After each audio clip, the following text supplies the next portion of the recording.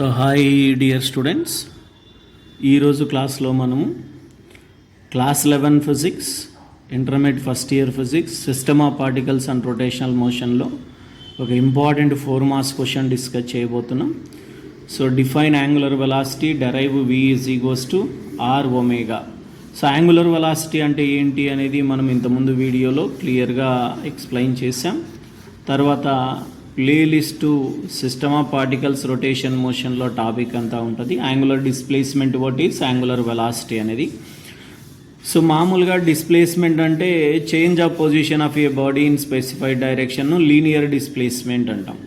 డిస్ప్లేస్మెంట్లో మార్పు రేటును వెలాసిటీ అంటాం. అలాగే యాంగులర్ డిస్ప్లేస్మెంట్లో మార్పు రేటును ఏమంటామంటే యాంగులర్ వెలాసిటీ అంటాం. అంటే rate of change of angular displacement is called angular velocity. దీని ఒమేగా చేత డినోట్ చేస్తాం.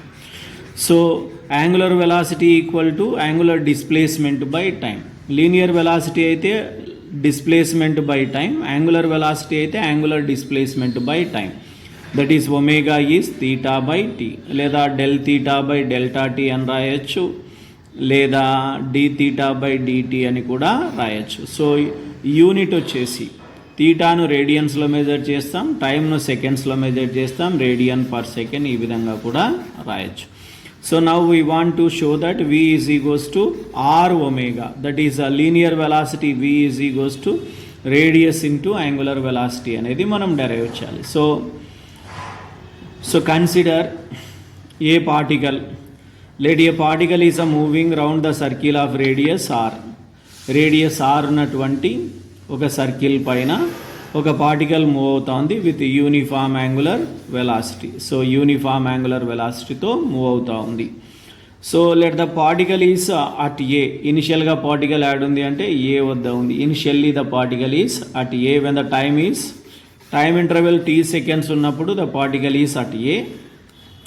ఆఫ్టర్ ద టైమ్ ఇంటర్వెల్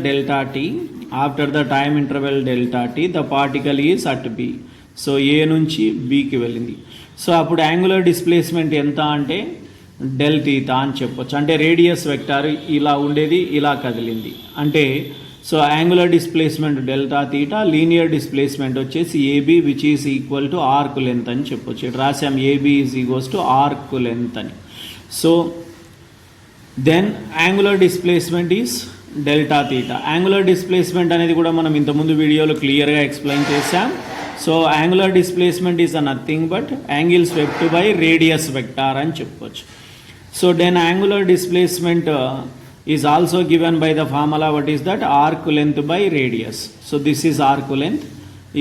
ఇక్కడ రాసాం AB is equals to arc length. Arc లెంత్ను రేడియస్ చేత డివైడ్ చేస్తే మనకి ఏమొస్తుంది అంటే మనకి angular displacement. So angular displacement ఇక్కడ ఎంత అంటే డెల్ తీటా, ఆర్క్ లెంత్ అంటే ఏబీ, తర్వాత రేడియస్ అంటే ఆర్. సో క్రాస్ మల్టిప్లికేషన్ చేస్తే arc length AB is equals to ఏమొస్తుంది మనకు డెల్ తీటా ఇంటూ ఆర్ అనేది వస్తుంది. So linear velocity.